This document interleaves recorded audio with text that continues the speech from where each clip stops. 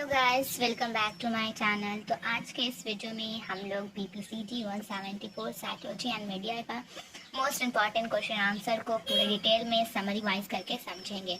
आप लोगों का 2 जून से एग्ज़ाम है, 2 जून 2026। तो ये वीडियो आप लोगों के लिए बहुत ही ज़्यादा हेल्पफुल होने वाली है। वीडियो के एंड तक बने रहें। तो चलिए वीडियो को स्टार्ट करते हैं। तो फर्स्ट क्वेश्चन है हम लोगों का, research methods used in media psychology.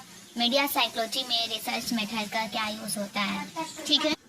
तो मैं मैं ऐसा आप लोगों को समझा दूंगी कि अगर आप एग्ज़ाम से पहले देकर जा रहे हो तो बहुत ही अच्छे से अपने लैंग्वेज में बस मैं जो मैं बोल रही हूँ उसको याद रखिएगा तो लिख पाओगे, अगर आप लोगों का इंग्लिश थोड़ा भी अच्छा है तो चलिए वीडियो को शुरू करते हैं।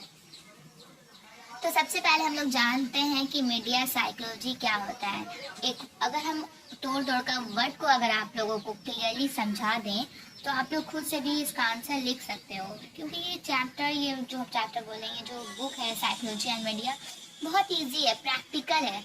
आप लोग सिर्फ प्रैक्टिकल सोचोगे ना कि क्या होता है, आप लोग अपनी लैंग्वेज में लिख दोगे, लेकिन आप लोग को जो वर्ड है वो वर्ड के बारे में जानना बहुत ही ज़्यादा इम्पोर्टेंट है, तभी तो लिख पाओगे ना।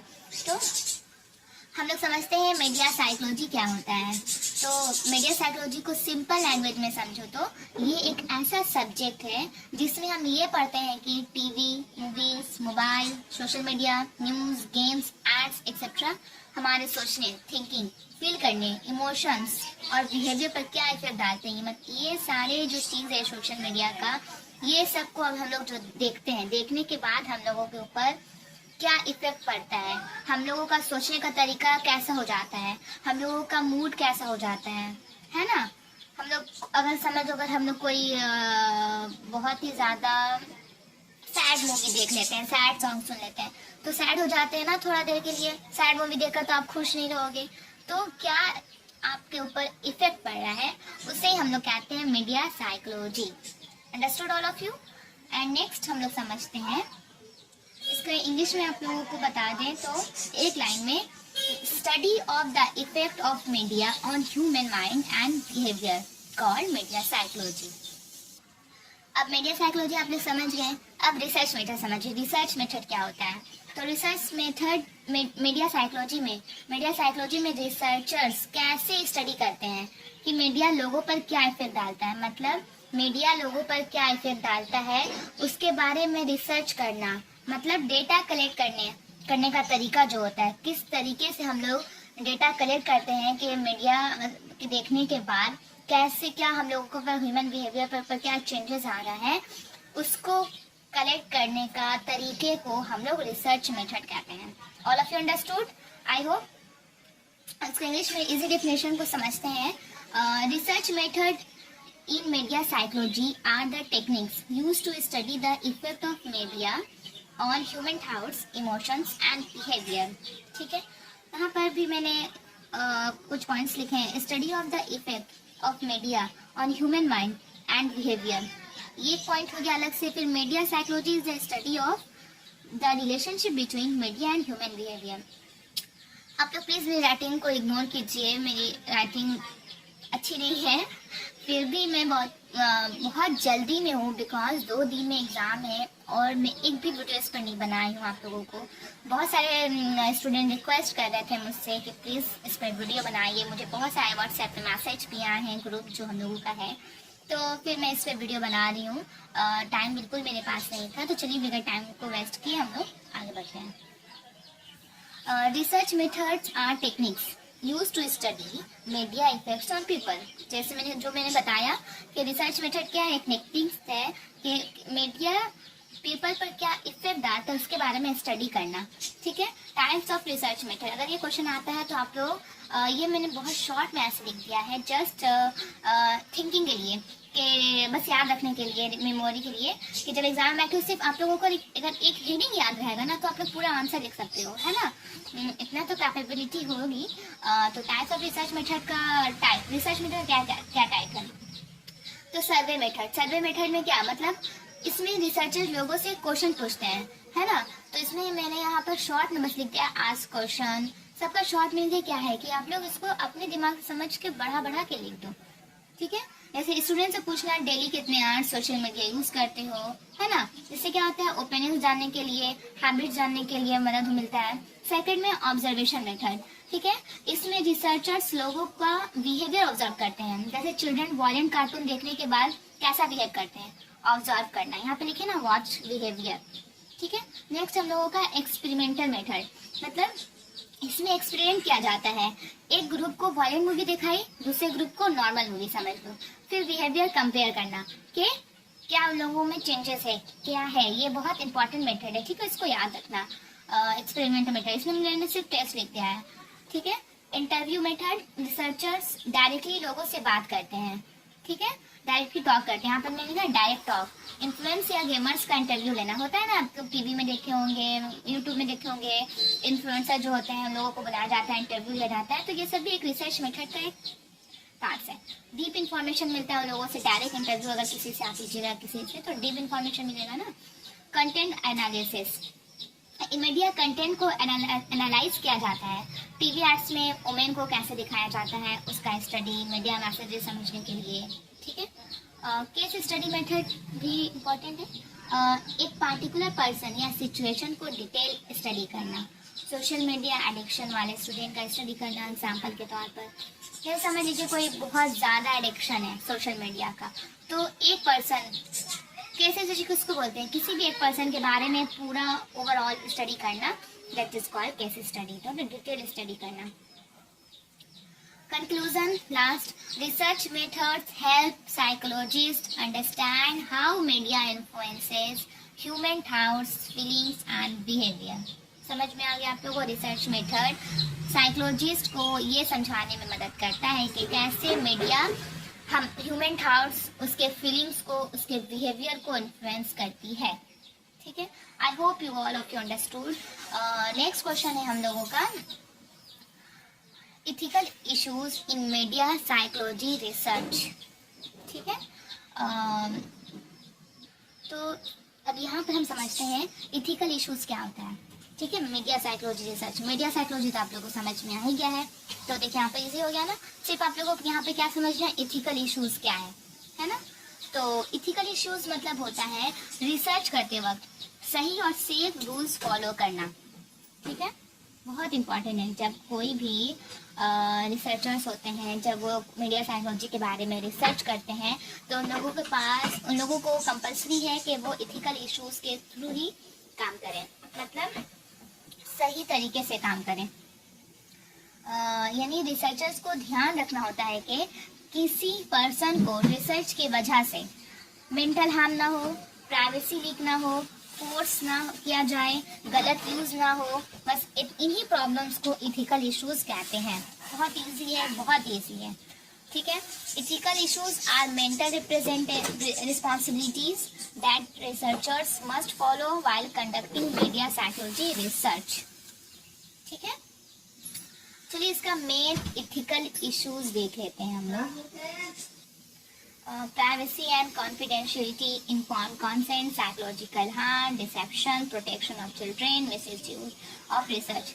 मतलब ओवरऑल समझ लें तो अगर आप किसी के मीडिया साइट समझिए, किसी से इंटरव्यू आप ले रहे हैं, आप लाइव ले रहे हैं, तो आपको ख्याल रखना पड़ेगा कि उसकी कोई प्राइवेसी लीक ना हो जाए, ठीक है। उसको किसी तरह से हार्म ना पहुंचाया जाए, ठीक है। उसको कोई चीज बोलवाने में फोर्स ना किया जाए, ठीक है। कोई गलत यूज करके उसको कोई भी तरीका से मतलब क्या बोला जाए, कुछ भी मतलब हार्म ना किया जाए, ठीक है। Conclusion, ethics are important to protect participants and maintain honesty and safety in research. Last, ethics means research करते वक्त किसी को हार्म ना हो और फेयरनेस मेंटेन रहे। This is called ethical issues in media psychology research. समझ में आया आप लोगों को? मैंने इसको बहुत इजी तरीके से समझा दिया। आई होप कि आप लोगों को भी समझ में आ जाए। तो चलते हैं नेक्स्ट टॉपिक पर। हम लोगों का क्या है, explain the nature of cyber crime and suggest strategies to minimise it. All of you understood and know, बहुत ही नोन है ये साइबर क्राइम। साइबर क्राइम क्या होता है ना? सब जानते हैं साइबर क्राइम क्या होता है। ये कोई न्यू वर्ड नहीं है, तो आप लोगों को इसे समझने बहुत ईजी है। ये बहुत ईजी है, अगर ये एग्जाम में आया तो आप लोग इसे ही टच कीजिएगा, इसे छोड़कर नहीं आएगा। बहुत ईजी, अपनी लैंग्वेज में आप लोग धड़ धड़ धड़ लिख लीजिएगा। ये साइबर क्राइम वाला टॉपिक इतना ईजी है। क्या इसमें बताना है कि साइबर क्राइम का नेचर क्या है और इससे बचने के लिए क्या क्या स्ट्रैटेजीज हम लोग फॉलो कर सकते हैं। तो सभी को मालूम है क्या कर सकते हैं, तो चलिए फिर भी हम लोग समझ लेते हैं। इंटरनेट सॉरी साइबर क्राइम क्या होता है? इंटरनेट, मोबाइल, कंप्यूटर या ऑनलाइन टेक्नोलॉजी का यूज करके जो क्राइम किया जाता है उसको साइबर क्राइम कहते हैं। एग्जाम्पल के तौर पर hacking, online fraud, fake accounts, password stealing, cyber bullying, OTP scam. ठीक है, ये सब साइबर क्राइम है। समझ में आ गया? जैसे इजी डिफिनेशन में यहाँ पर मैंने लिख दिया इंग्लिश में। Cyber crime refers to illegal activities done through computers, mobile phones, internet और डिजिटल टेक्नोलॉजी। ठीक है, अब हम लोग समझते हैं नेचर ऑफ साइबर क्राइम का मतलब क्या होता है। मतलब नेचर मतलब क्या? साइबर क्राइम की कैरेक्टरिस्टिक्स या टाइप्स क्या है, यानी साइबर क्राइम कैसा होता है और किस फॉर्म में होता है, उसको हम लोग कहते हैं नेचर ऑफ साइबर क्राइम। तो नेचर ऑफ साइबर क्राइम क्या है? Online crime. ऑनलाइन क्राइम किया जाता है अभी इंटरनेट के थ्रू, जैसे ऑनलाइन बैंकिंग फ्रॉड हो गया। हिडन आइडेंटिटी मतलब क्रिमिनल फेक्स आईडी यूज करते हैं ना, इंस्टाग्राम पर, अभी टेलीग्राम पर बहुत ज़्यादा साइबर क्राइम होता है फेक आईडीज बनाकर। तो ये सब साइबर क्राइम आता है। फास्ट स्प्रेडिंग, साइबर क्राइम जब कोई होता है तो बहुत जल्दी वो फैलता है, बहुत जल्दी फैलता है। फेक न्यूज़ सेकंड में वायरल हो जाते हैं, है ना। ग्लोबल क्राइम, साइबर क्राइम किसी भी कंट्री से हो सकता है। जैसे बहुत सारे लोग साइबर क्राइम करते हैं, इंडिया के लोग, जैसे जो इंडिया में साइबर क्राइम है, वो रात को जाकर नेक्स्ट फॉरेन कंट्री से साइबर क्राइम करते हैं, है ना।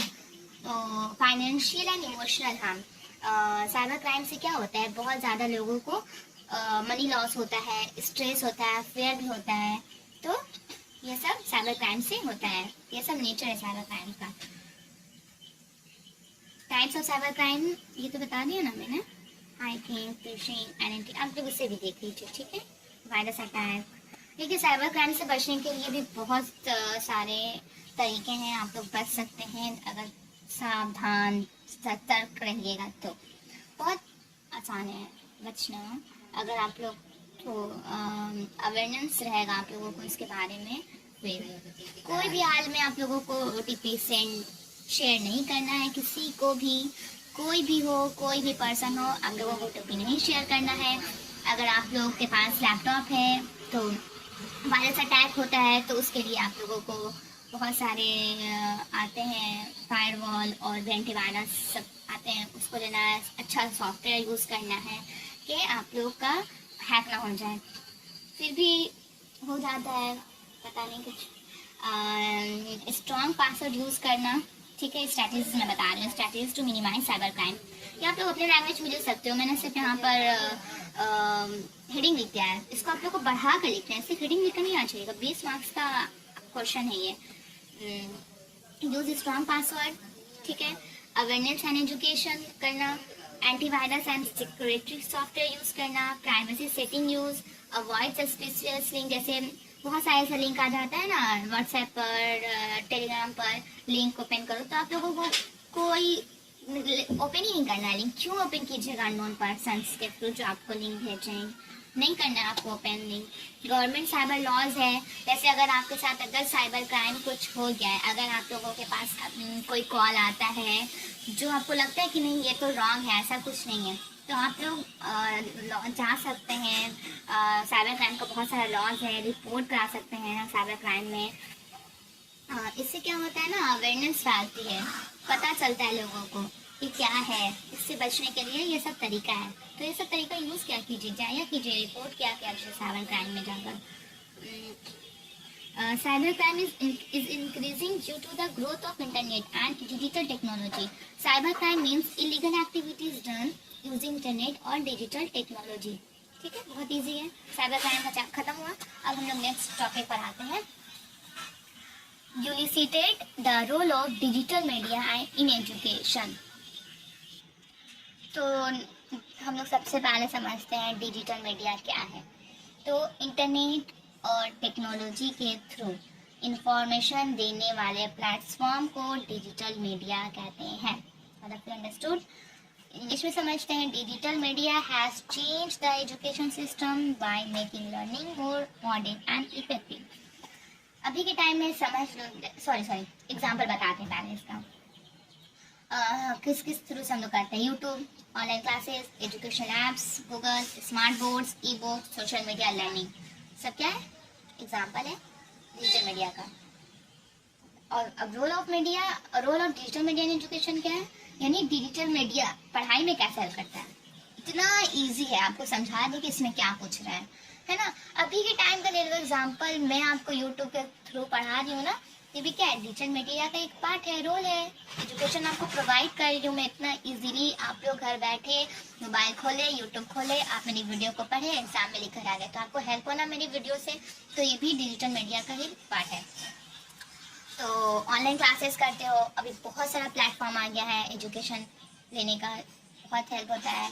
बहुत सारा, मैं कोई भी यहाँ पर प्लेटफॉर्म का नेम नहीं लेने वाली हूँ, तो जैसे बहुत सारा प्लेटफॉर्म है ना, अभी ऐप्स आ गए हैं, तो वो सब ऐप्स के थ्रू आप लोग एजुकेशन ले सकते हो। और ई बुक्स आ गए हैं, जिससे आप लोगों का पैसा भी बचता है और बुक नहीं भी लेना पड़ता है, आप लोगों का टाइम भी बच जाता है। और स्किल डेवलपमेंट भी आप लोग यूट्यूब के जरिए सीख सकते हो। लर्निंग बहुत ज़्यादा अट्रैक्टिव हो चुकी है, लोग अब लर्निंग को यूट्यूब के जरिए एनिमेशन के थ्रू कोई भी साइंस के चीज़ों को दिखाया जा सकता है, पढ़ाया जा सकता है बच्चों को, बच्चे और ज़्यादा इंटरेस्ट के साथ पढ़ रहे हैं, है ना। और अगर जैसे यूट्यूब में आप लोगों को पढ़ा रही हूँ, आप लोगों को कोई भी कंफ्यूजन होता है, आप लोग मुझे कमेंट करते हो, मैं उसको रिप्लाई करती हूँ, जो बोलते हो उस पर वीडियो मैं बनाती हूँ, तो क्या है, ये बेटर कम्युनिकेशन हो रहा है हम लोगों के बीच। और ये डिस्टेंस एजुकेशन के जितना भी डिस्टेंस, लेकिन आप लोग एक अच्छी नॉलेज गेन कर पा रहे हो, है ना। तो digital media has made education more flexible and accessible. Digital media is an important tool in modern education and improves learning opportunities for students.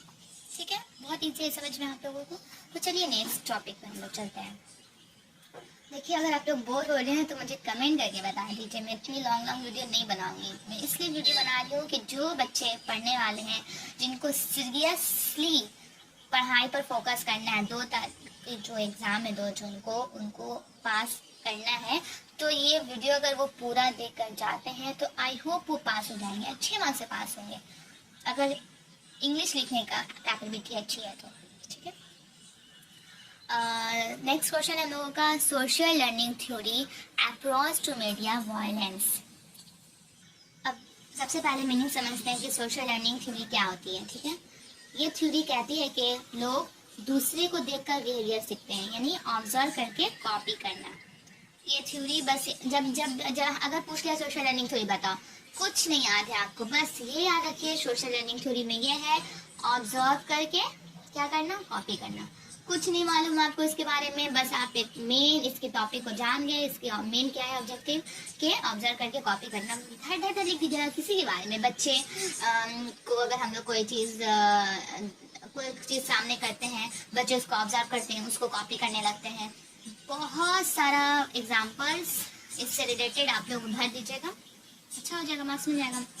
बस आप लोगों को इसमें याद रखना है कि सोशल लर्निंग थ्योरी में कौन किया है।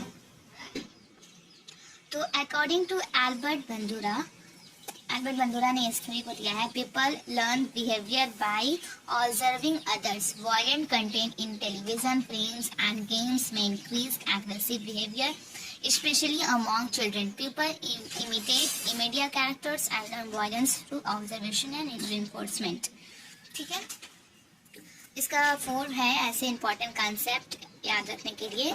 ऑब्जर्वेशन, ये 4 पीस रखिएगा तो एकदम अच्छा से हो जाएगा। ऑब्जर्वेशन क्या है, people observe media characters, people क्या है, मीडिया कैरेक्टर्स को ऑब्जर्व करते हैं, उसको कॉपी करने की कोशिश करते हैं। इमिटेशन, जो बिहेवियर देखा उसको कॉपी करते हैं। ठीक है, रेनफोर्समेंट, अगर वॉयलेंट कैरेक्टर को सक्सेस मिलती है तो व्यूअर्स सोचते हैं कि वॉयलेंस सही है। ठीक है, रोल मॉडल्स, सेलिब्रिटीज और मीडिया कैरेक्टर्स रोल मॉडल्स बन जाते हैं। मतलब जो भी हमें ना रोल मॉडल्स क्या, जो भी सेलिब्रिटी होते हैं हम लोग उसको एज अ बहुत ही अच्छे इंसान, मतलब बहुत अच्छा हर एक पर्सनालिटी, हर एक चीज़ उसमें देखने लगते हैं और उसको हम लोग कॉपी करने की कोशिश करने लगते हैं। तो यही है बस सोशल लर्निंग थ्योरी। और बंदूरा ने एक एक्सपेरिमेंट भी किया था, अगर आप लोग उसको भी लिख दीजिएगा तो और अच्छा मार्क्स मिलेगा। वो डॉल एक्सपेरिमेंट, ठीक है। इसमें क्या था, बहुत इजी, कुछ नहीं करना है आपको। अल्बर्ट बंदूरा ने चिल्ड्रन को वायलेंट बिहेवियर दिखाया और फिर चिल्ड्रन ने भी डॉल को हिट करके करना स्टार्ट कर दिया। मतलब वो जो दिखाया वो हिट करना स्टार्ट कर दिया। वायलेंट वायलेंट है ना, हिट करना, तो इसने भी हिट करना स्टार्ट किया। चिल्ड्रन ऑब्जर्व करके एग्रेसिव सीखते हैं, ये बताने की कोशिश करें। तो Bandura prove that children copy aggressive behaviour after watching violence, ठीक है। तो violent scenes in television, films, and games influence viewers. Media violence can influence aggressive behavior, especially in children. So all of you understood social learning theory and approach to media violence. सब लिख लीजिएगा आप लोग, बहुत easy तरीके से मैं समझा भी दे रही हूँ कि आप लोग लिख कर आना ही आना है, पास तो हो ही जाइएगा एकदम आराम से, ठीक है। नेक्स्ट टॉपिक हम लोगों का relationship between media and culture. ये भी कितना इजी टॉपिक है। मीडिया आप लोगों को जो मैं बता ही चुकी हूँ और सब कल्चर से नोन ही है। कल्चर क्या होता है, ये दोनों के बीच में रिलेशनशिप क्या है। अपना दिमाग थोड़ा सेंस यूज कीजिएगा कि क्या है, इसको थोड़ा डीप थिंकिंग में ले जाइएगा, ठीक है। उसके बाद समझ कर लिखते जाओ लिखते जाओ लिखते जाओ। जब पेन चलाने बैठिएगा हाथ चलते रहेगा, अगर थोड़ा सा डीपली सोचिएगा तो, ठीक है। सबसे ठीक है, सबसे पहले समझते हैं कि कल्चर क्या होता है, ठीक है। कल्चर मतलब language, dressing style, food, traditions, beliefs, customs, music, life style, यानी किसी सोसाइटी के जीने का तरीका को हम लोग कल्चर कहते हैं। समझ में आया। और मीडिया क्या है, TV, films, internet, newspaper, social media etcetera, ये सबको हम लोग मीडिया कहते हैं। अब relationship between media and culture, यानी मीडिया और कल्चर एक दूसरे को कैसे अफेक्ट करते हैं, इसके बारे में बताना है। सिंपल में समझे तो मीडिया कल्चर को स्प्रेड भी करता है ना। मीडिया जो है कल्चर को स्प्रेड भी करता है और चेंज भी करता है, और कल्चर भी मीडिया कंटेंट को इन्फ्लुएंस करता है। दोनों एक दूसरे से कनेक्टेड है ना। इजी डेफिनेशन मैंने यहाँ पर लिख दिया, आप लोगों से पढ़ लीजिएगा, टाइम बिल्कुल कम है। तो relationship between media and culture समझे। तो मीडिया स्प्रेड्स कल्चर। मीडिया क्या करता है, डिफरेंट कल्चर्स को दुनिया भर में पहुंचाता है। जैसे इंडियन मूवीज और सॉन्ग्स फॉरेन कंट्रीज में पॉपुलर है ना। तो इससे क्या हो रही है, इंडियन कल्चर स्प्रेड हो रही है। मीडिया चेंजेस कल्चर, मीडिया लोगों की लाइफ स्टाइल और थिंकिंग चेंज करता है। जैसे वेस्टर्न फैशन मूवीज और इंस्टाग्राम के थ्रू पॉपुलर हुआ, ड्रेसिंग स्टाइल और बिहेवियर चेंज हुआ है ना। वेस्टर्न कल्चर इंडिया में बहुत ज़्यादा है, तो ये सब किसकी वजह से हुआ है, मीडिया की वजह से हुआ है। मीडिया प्रिजर्व्स कल्चर, मीडिया क्या करता है, कल्चर को भी प्रिजर्व करता है। जैसे मीडिया ट्रेडिशंस और हिस्ट्री को सेव करता है ना। Documentaries on Indian festivals and folk music, culture future generation तक पहुंचाता है कि मीडिया करता है ऐसा। Culture influences media, media content society की कल्चर के अकॉर्डिंग बनता है। एग्जाम्पल, इंडियन सीरियल्स में फैमिली वैल्यूज ज़्यादा दिखाए जाते हैं क्योंकि इंडियन कल्चर फैमिली ओरिएंटेड होते हैं, ठीक है। लास्ट वन है हम लोगों का social media and modern culture. Social media में क्या है, ट्रेंड्स, मीम्स, ऑनलाइन कम्युनिकेशन को न्यू कल्चर बना दिया है। रील्स कल्चर, मतलब आजकल लोग सोशल मीडिया पे बहुत ज़्यादा एक्टिव रहते हैं, बहुत रील्स स्क्रॉल करते हैं, तो भी ये कल्चर का पार्ट हो गया है। सुटेबल एग्जाम्पल में यहाँ पर दिए गए कैसे एक दूसरे से रिलेशनशिप है, कैसे एक दूसरे को अफेक्ट करते हैं, बहुत ईजी, आप लोग इसे देख लीजिएगा। पॉजिटिव इफेक्ट क्या है, जैसे कल्चर एक्सचेंज हो रहा है, अवेयरनेस अबाउट डिफरेंट कल्चर के बारे में अवेयर हो रहे हैं हम लोग, प्रिजर्वेशन ऑफ ट्रेडिशन को प्रिजर्व किया जा रहा है। नेगेटिव इफेक्ट क्या है, लॉस ऑफ ट्रेडिशन वैल्यूज को हम लोग खो रहे हैं, कॉपिंग फॉरेन कल्चर को कॉपी कर रहे हैं, कल्चर स्टीरियोटाइप्स, ठीक है। Media plays an important role in shaping and spreading culture in a society. तो ये हो गया, ये टॉपिक कवर हो गया है। तो नेक्स्ट टॉपिक की तरफ बढ़ते हैं। वीडियो तो लॉन्ग हो जा रहा है, मुझे समझ नहीं आ रहा है कि और आगे इसी वीडियो में समझा दूँ या फिर नेक्स्ट पार्ट में। आई कांट अंडरस्टूड, क्या करूँ मैं। भी और कुछ क्वेश्चन है 5-6 पीस। अगर मैं आप लोगों को समझा देती हूँ तो आप लोगों के लिए बहुत इजी हो जाएगा समझना। तो मैं चाहती हूँ कि समझा दूँ ताकि आप लोग कुछ भी एग्जाम में छोड़ कर ना आ जाओ। मैं आप लोगों के लिए इतना हेल्प कर रही हूँ, वर्क कर रही हूँ, आप लोग थोड़ा सा सीरियस हो जाओ, पढ़ लो। 2 दिन बच्चे एग्जाम में, थोड़ा कमेंट करके बता दिया करो कि कैसा लगा आप लोगों को मैंने समझाने का तरीका। अगर कुछ प्रॉब्लम होती है तो भी बता दिया करें ना कि हाँ ऐसा कीजिए, कुछ सजेस्ट किया करें। हम भी आप लोगों की तरह स्टूडेंट ही है, मेरा भी खुद का एग्ज़ाम है 2 जून को, इसी सब्जेक्ट्स का एग्ज़ाम है। मैं पढ़ती हूँ खुद से, आप लोगों को पढ़ाती हूँ, हेल्प करती हूँ, बिकॉज मुझे अच्छा लगता है आप लोगों का हेल्प करने में। बहुत सारे लोगों के मैसेजेस आते हैं, मैम पढ़ाइए, वीडियो बनाइए, पीडीएफ अपना हैंड रिटन नोट शेयर कीजिए। तो बस उन्हीं लोगों के बोलने पर मैं करती हूँ ऐसा, मुझे भी अच्छा लगता है। ठीक है, तो मेरे पास और भी क्वेश्चंस हैं जो इम्पोर्टेंट हैं, जिसको समझाना इम्पोर्टेंट है और मैं बहुत अच्छे से समझा सकती हूँ, बट वीडियो लॉन्ग हो जा रही है। तो मैं सोच रही हूँ कि इसको मैं नेक्स्ट वीडियो में कवर कर लूँगी। तो तब तक के लिए इतना ही, मिलते हैं नेक्स्ट वीडियो में। Okay, bye bye guys.